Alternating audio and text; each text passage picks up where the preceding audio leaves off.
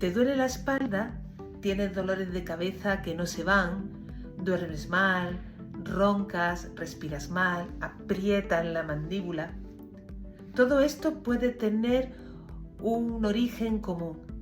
Puede ser que tu boca no esté funcionando bien. Cuando la respiración es inadecuada o la boca está desalineada, se puede descompensar el resto de tu cuerpo. Con la dentosofía no tratamos los síntomas, tratamos el origen. Y cuando una boca se alinea, todo empieza a cambiar.